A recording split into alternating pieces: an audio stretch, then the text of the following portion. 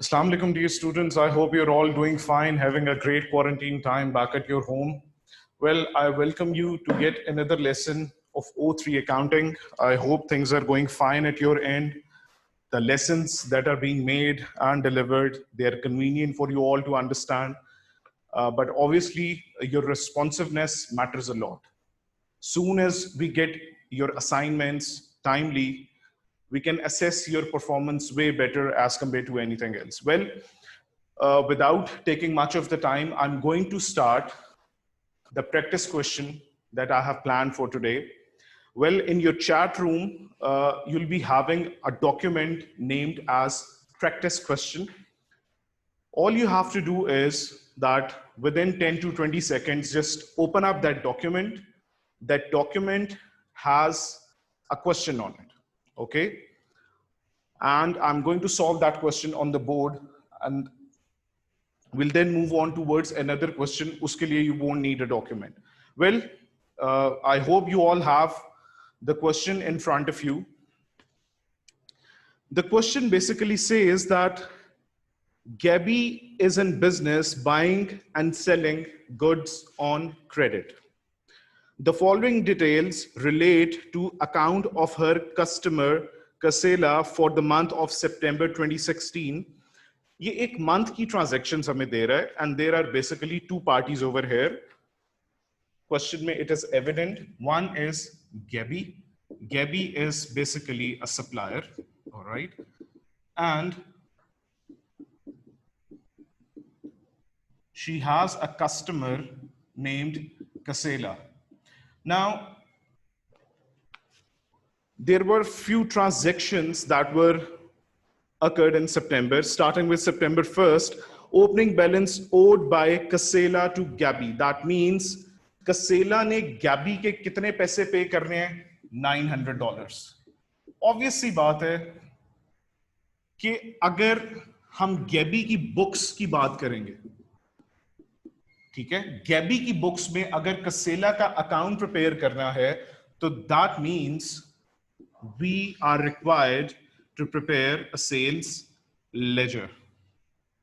On the contrary, अगर examiner Kasela की books की बात करेगा और कहेगा कि इन बुक्स के अंदर आप Gabby का अकाउंट प्रिपेयर करो, तो दैट मींस हमें एक परचेज लेजर ड्रॉ अप करना पड़ेगा. नाउ लेट्स सी वो क्या कह रहा है. ट्रांजैक्शंस की तरफ हम बाद में आते हैं. ए पार्ट में वो कहता है prepare the account of Kasela in the books of Gabby. I would repeat the requirement. It says prepare the account of Kasela in the books of Gabby. Gabby की books में Kasela का account बनाना है. That means Gabby की books की बात हो रही है. Gabby एक supplier है, sales कर रहा है, तो that means हम एक sales ledger draw करेंगे, right? I hope it's clear to everyone. Sales ledger draw up करने का मतलब है कि इसमें जितनी भी entries pass की जाएंगी, that would be relevant to the sales. Let's move on. अब before we draw up the account, हम transactions की तरह वापस ऊपर उस टेबल में आते हैं और देखते हैं कि उन transactions को हमने कैसे पास करना है. Okay. September 1st, opening balance owed by Kasela to Gabby. Basically, ये है जी Kasela का अकाउंट, ठीक है. बुक्स किसकी बुक्स में? Books of Gabby. अब बुक्स ऑफ Gabby में अगर देखिए, Kasela Gabby का कस्टमर था. That means ये उसका रिसीवेबल है, and we all know receivable क्या होते हैं? करंट एसेट होता है. अब करंट एसेट का जो भी ब्रॉड ऑन बैलेंस होगा वो डेबिट साइड पर आएगा, और वो कितना है ब्रॉड ऑन बैलेंस? 900. मतलब अभी तक Gabby ने Kasela से कितने डॉलर्स रिसीव करने हैं? $900. तो ये एज अ एसेट हमने रिकॉर्ड कर दिया. Okay, moving on. 9 सितंबर को वो कहता है, इधर मैं डेट भी पुट कर देता हूं सो दैट कोई कंफ्यूजन ना रहे. September 1st, 9th को इट सेज, टेबल में आप सब देख सकते हैं, इनवॉइस सेंट टू Kasela. कसेला को हमने इनवॉइस भिजवाई है। अब आपको याद होना चाहिए ये गैबी है सप्लायर, ठीक है, और ये है कसेला द कस्टमर, ठीक है। जब भी एक सप्लायर गुड्स भेजता है अपने कस्टमर को तो वो गुड्स के साथ इनवॉइस भेजता है। तो यहां पर क्वेश्चन में आपको एग्जामिनर कंफ्यूज करने की कोशिश कर रहा है। उसने क्या किया है कि उसने सोर्स डॉक्यूमेंट बता दिया कि मैंने गैबी ने 9th को कसेला को इनवॉइस भेजी। इसका क्या मतलब है इनवॉइस क्यों भेजी? क्योंकि उसने गुड्स सेल किए थे और वो गुड्स उसने कितने के सेल किए हैं? $730। तो ठीक है, हम इसकी एंट्री पास कर लेते हैं। कसेला इज अ कस्टमर, ठीक है, तो कसेला account debit with 730 to sales account credit with 730। ये हमारी 9th की डबल एंट्री है, ठीक है। कसेला का हम अकाउंट ड्रॉ कर रहे हैं, तो कसेला यहां पे डेबिट हो रहा है 730 बिकॉज ऑफ सेल्स किस डेट को? सितंबर 9th। I hope it's clear to everyone. ये वाली एंट्री। Another entry, 14 सितंबर को वो कहता है क्रेडिट नोट सेंट टू कसेला। अब सप्लायर क्रेडिट नोट कब भेजता है? बेटा सप्लायर क्रेडिट नोट तब भेजता है जब कस्टमर से गुड्स वापस आए हों और उन गुड्स की कंफर्मेशन देने के लिए सप्लायर फिर क्रेडिट नोट भेजता है अपने कस्टमर को, ठीक है। अब ये गैबी के लिए क्या है? मैंने लास्ट लेसन में भी रिपीट किया था कि जब भी आप सेल्स रिटर्न रिकॉर्ड करते हो, मतलब रिटर्न इनवर्ड्स, क्योंकि गैबी के लिए ये एक रिटर्न है, रिटर्न आई है तो उसने क्रेडिट नोट इशू किया, तो दैट मींस यहां पर रिटर्न इनवर्ड्स की एंट्री पास होगी। और रिटर्न इनवर्ड्स आपके होते हैं debit, return inwards account debit, उसकी फिगर है 25 और क्रेडिट कौन होगा? रिसीवेबल, जो कि है कसेला 25। ये है आपकी 14th की डबल एंट्री। तो यहां पर हम कसेला को कर देंगे क्रेडिट 25 से because of return inwards and the date over here is September 14th, right? Moving on to another entry, check received in bank by Gabby. Gabby ने एक चेक रिसीव किया है। कितने का चेक है? 860 का। तो सिंपली हम इसकी एंट्री पास कर लेते हैं। The date is 30th।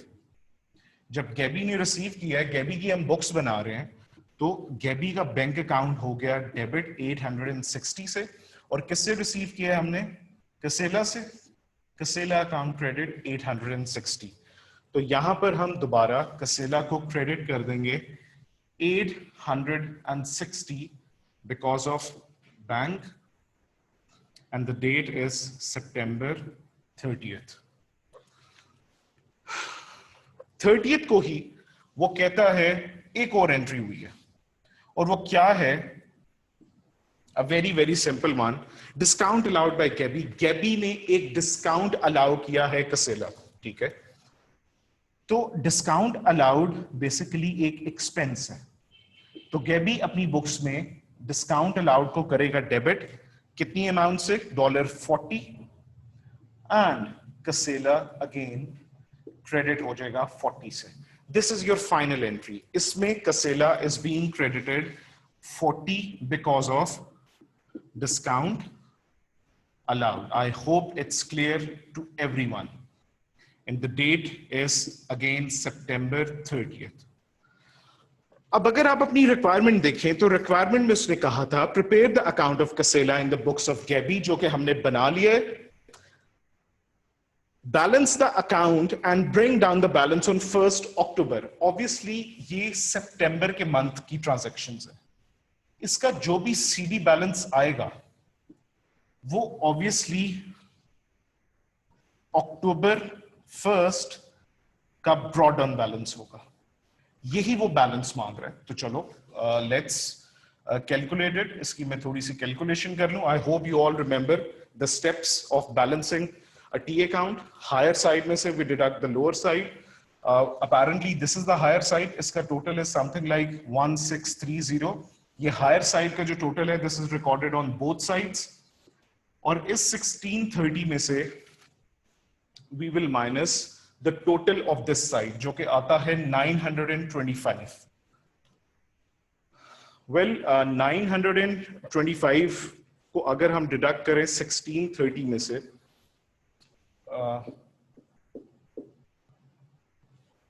it's something like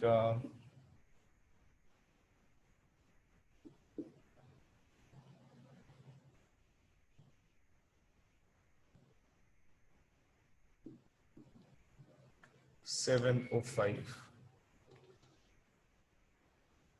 तो the CD balance is 705. मतलब अभी तक जो receivable figure है कसेला से, that is 705, और ये 705 हम यहाँ पर भी रिकॉर्ड कर देंगे. This is the answer to the first requirement of this question जो आपके सामने है. It was a very simple question, ठीक है, जिसमें हमने सिंपली क्या करना था, हमने गैबी की बुक्स में अकाउंट ड्रॉ करना था कसेला का. वो हमने अकाउंट ड्रॉ किया और उसमें से हमने माइनस कर दी उसकी लोअर साइड हायर साइड में से, और वो माइनस करने के बाद जो हमारे पास फिगर आई है वो हमारी एक बैलेंसिंग फिगर है जो कि अगले मंथ में ट्रांसफर हो जाएगी. I hope this part is clear to everyone. Here it is. अगर कोई confusions होंगी तो I'll be taking your questions at the end of the lesson. Well, अपनी वर्कशीट में देखें जो मैंने अभी आपको मैनिफेस्ट की है into the group chat, उसमें B part है. अब we're going to lead to the B part now and let's see कि वो क्या require कर रहा है उसमें.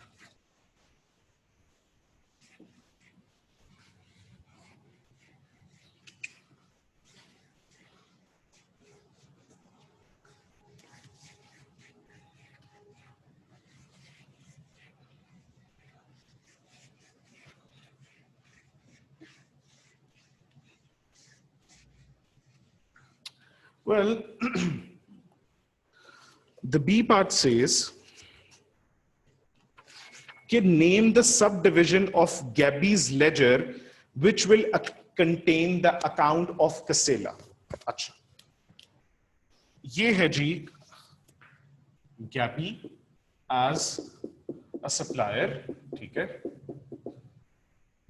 और ये जो Casella है ये Gabby का क्या है, ये एक कस्टमर है.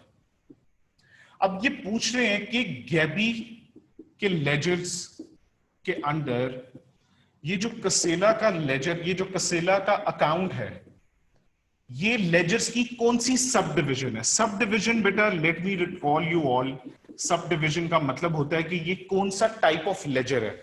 हमने 3 टाइप्स ऑफ लेजर पढ़े थे. सेल्स लेजर, कौन से होते हैं सेल्स लेजर, वो तमाम अकाउंट्स जो कि आपके कस्टमर्स के होते हैं. परचेज लेजर, वो तमाम अकाउंट्स जो कि आपके सप्लायर्स के होते हैं. और general ledger, sales and purchase ledger के अलावा जितने लेजर्स हैं वो सारे आपके जनरल लेजर्स हैं. अच्छा, गैबी की बुक्स में वो पूछ रहा है कसेला का अकाउंट क्या है, सेल्स लेजर है, परचेज लेजर है या जनरल लेजर है. Well, it's very simple over here. Simply ये देख ले कसेला का गैबी के साथ क्या रिलेशन है. वो कस्टमर है और कस्टमर के जितने अकाउंट्स होते हैं वो सेल्स लेजर्स होते हैं. तो the answer to this question is sales ledger. I hope it's clear to everyone.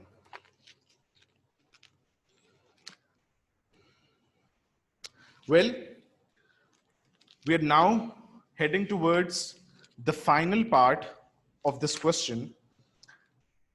वो final part हमें कहता क्या है, let's have a look on it. It simply says that complete the table for the transactions shown. ठीक है, हमने एक table complete करना है.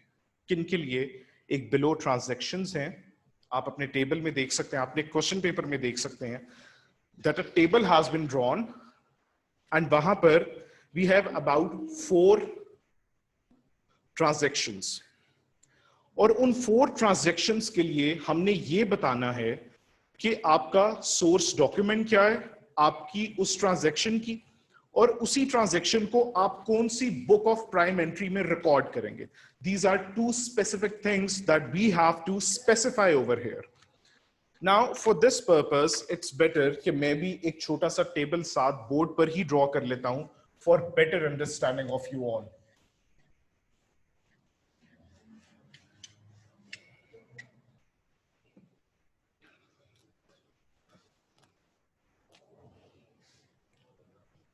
Well, the table is something like this.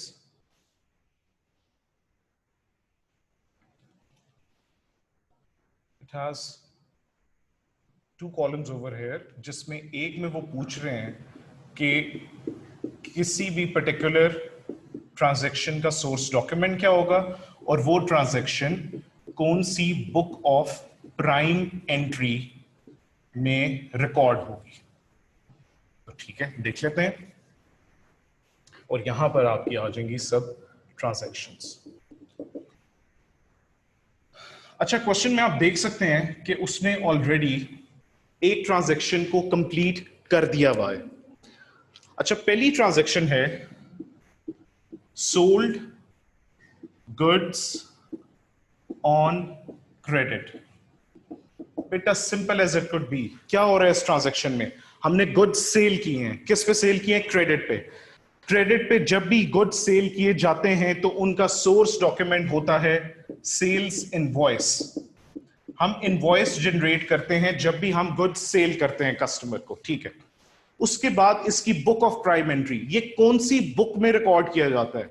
Document use होता है इनवॉइस, और इनवॉइस से देख के रिकॉर्डिंग करते हैं हम सेल्स जर्नल या sales day book.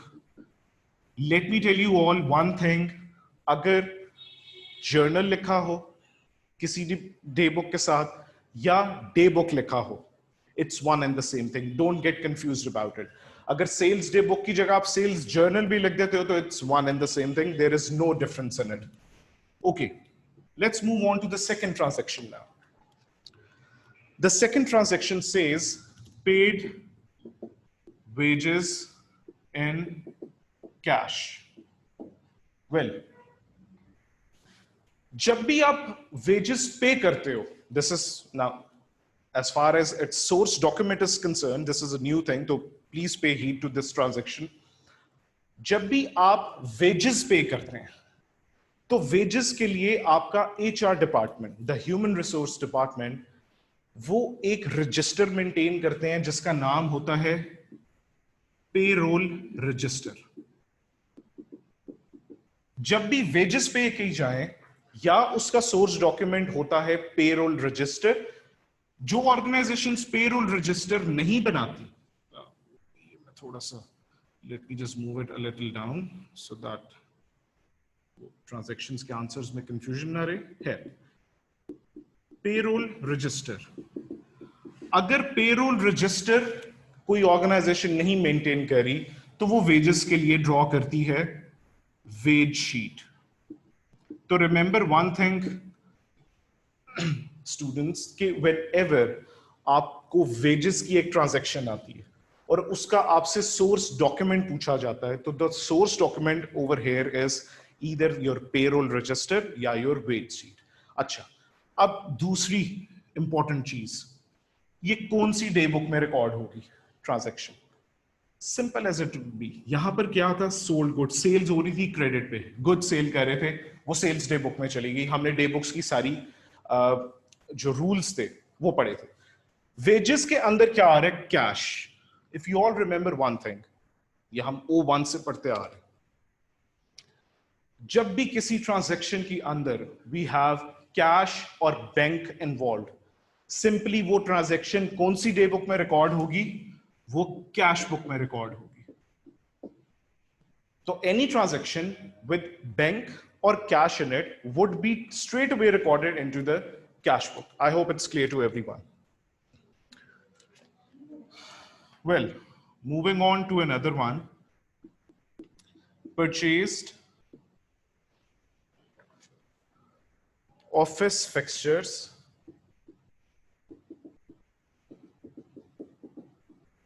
On credit. अच्छा जी, हमने ऑफिस फिक्सचर्स खरीदे हैं क्रेडिट पे। परचेज का वर्ड देख के तो एक चीज तो फॉर श्योर है कि ये रिकॉर्ड होगी, इसके लिए जो सोर्स डॉक्यूमेंट बनेगा that would be your purchase invoice. जो सोर्स डॉक्यूमेंट बनेगा that would be your purchase, क्योंकि परचेजेस की हैं, वो आप गुड्स परचेज करें या आप नॉन करंट एसेट्स परचेज करें, वो परचेज इनवॉइस होगा। अच्छा, परचेजेस का वर्ड देख के शायद हमें यह लग रहा हो कि इसकी book of prime entry might be purchase day book, लेकिन नहीं।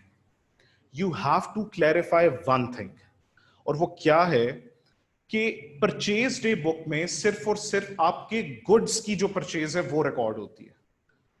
Whenever an organization buys out non-current assets आपके परचेज डे बुक में रिकॉर्ड नहीं होते। नॉन करंट एसेट्स वो भी जब क्रेडिट पे लिए जाएं तो it is basically a category of all other transactions, और ऑल अदर ट्रांजैक्शंस के लिए we had a specific day book. उस बुक ऑफ प्राइम एंट्री का नाम है जनरल जर्नल। तो any non current asset that is purchased on credit, let's say यहां पर क्रेडिट की जगह अगर हम बैंक या कैश से कर लेते तो वो कैश बुक में चली जानी थी। अब चूंकि इट इज ऑन क्रेडिट और दूसरा ये नॉन करंट एसेट है तो ये जनरल जर्नल में रिकॉर्ड होगा। I hope it's clear to everyone. Well, moving on, we have one last transaction, आप देख सकते हैं वहां पर अपनी शीट में, and the transaction says goods returned by a credit customer। हमारे एक क्रेडिट कस्टमर ने हमें गुड्स रिटर्न कर दिए। ओके, क्रेडिट कस्टमर जब भी आपको गुड्स रिटर्न करता है तो remember one thing, that is your return inwards. वो क्या है? दैट इज रिटर्न इनवर्ड्स, जिसको कि अदर वर्ड्स में हम सेल्स रिटर्न भी बोलते हैं। The rules and the documents that we studied in our previous lesson, उसमें I told you कि जब भी एक बिजनेस को रिटर्न इनवर्ड्स होता है तो वो एक डॉक्यूमेंट प्रोड्यूस करता है जिसका नाम है क्रेडिट नोट, जो कि किसको भेजा जाता है? कस्टमर को। तो जिस भी बिजनेस को रिटर्न इनवर्ड्स हो रहा है वो जो सोर्स डॉक्यूमेंट प्रोड्यूस करेगा that would be credit note. और ऑब्वियसली रिटर्न इनवर्ड्स है तो बुक ऑफ प्राइम एंट्री भी कौन सी होगी? The book of prime entry would be return inwards day book.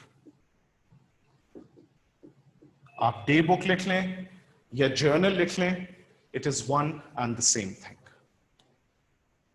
Well, class, I hope that you're all clear with the things that have been manifested in today's lesson. I have tried to maintain the decorum level, the difficulty level up to a particular extent. Well, along with this question, I'm uploading a worksheet. The worksheet basically has two questions, right? One question is relevant to the style of the question that we've attempted today in today's video lesson, and one other question, uski practice hum kal wale video lesson mein karenge. Well, for now, I request all my dear students to please turn in your solved assignments as soon as possible at my email address so that I can well, nowadays I have ample time to look after your basic concepts, and it's better for us to use this ample time in the most efficient manner.